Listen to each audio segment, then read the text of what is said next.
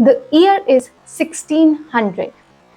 England's cold winter winds sweep across the Thames, and inside the palace of Queen Elizabeth I, a single signature changes the fate of a distant land she has never seen. A royal charter is signed, a company is born, the East India Company. Not an army, not a kingdom, just a group of merchants with dreams of profits and ships full of goods. But little did anyone know, this was not just the start of a trade, this was the start of a conquest, one that would shape the destiny of India for the next 3.5 centuries.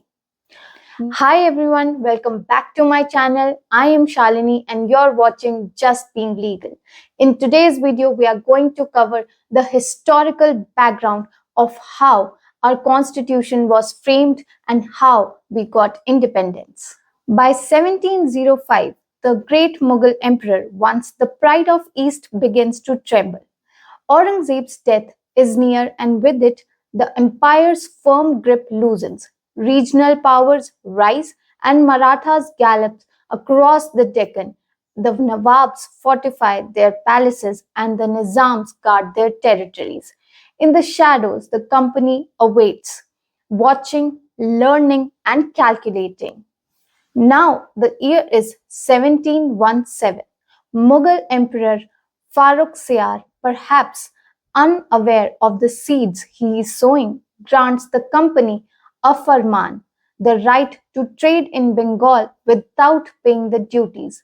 One royal order, and suddenly the company's coffers swell. Indian traders watch helplessly as their own markets slip away. Then comes 1757. The air in Bengal is tense. The Nawab Siraj-ud-Daulah faces Robert Clive in the fields of Plassey. The battle lasts barely a few hours.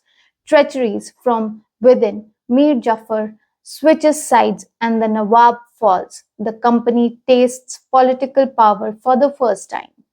In 1764, louder cannons fire.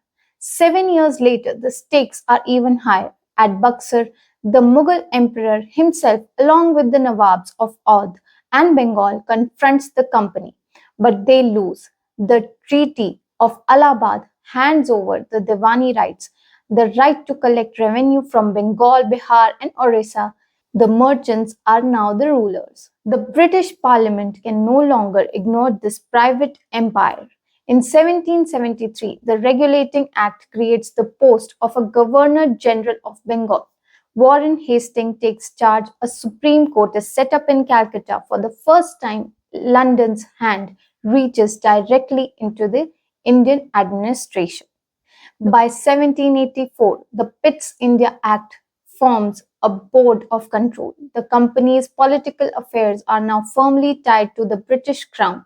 The merchant kings have now new master. By Charter of 1813 breaks the company's monopoly on trade except for tea and China. Missionaries are allowed in, bringing not just religion but also education and cultural shifts. The Charter of 1833 makes the Governor General of Bengal the Governor General of India. The company's commercial role ends. It is now purely administrative.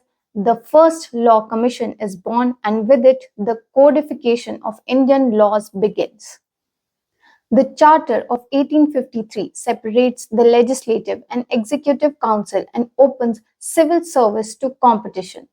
Indians can now dream of joining the administration if they can clear the exams. But then comes the spark. 1857, the revolt, soldiers, peasants, prince united in anger. The British surpasses it brutally. In 1858, the Crown takes direct control through the Government of India Act. The East India Company is dead. The Secretary of State in London now rules India. The Indian Councils Act 1861 brings a few Indians into Legislative Council, a token gesture. In 1892, discussions on budgets are allowed. though Indians still lack the power to vote on them. The Morley-Minto reform of 1909 introduces separate electorates for Muslims. For the first time, communal lines are drawn into the political map. The Government of India, 1919. Montagu-Chelmsford reforms introduces diarchy in provinces. British officials keep the key portfolios. Indian minister handles the rest. The Government of India Act 1935 is the most comprehensive, yet provincial autonomy is granted. A federal structure is promised. Bicameral legislature at the center begins. This act becomes the blueprint for much of independent India's constitution. Next is the Cripps Mission of 1942 offers dominion status after the war. Congress rejects it. In 1946, the cabinet missions propose a constituent assembly to draft a constitution. The plan is accepted. And finally, the Indian Independence Act of 1947 passes. Two nations are born, India and Pakistan. The Constituent Assembly, now sovereign, begins crafting the longest written constitution in the world. From Traders' Charter in 1600 to People's Charter in 1950, this was the journey of India's constitution, a journey of conquest, struggle, reform, and hope. History is not just about the past, it's the story of how we became who we are today. If you like my video, kindly like, share, and subscribe to my channel. For more such videos, kindly press the bell icon so that whenever a new video comes, you are well aware. Thank you so much and all the best.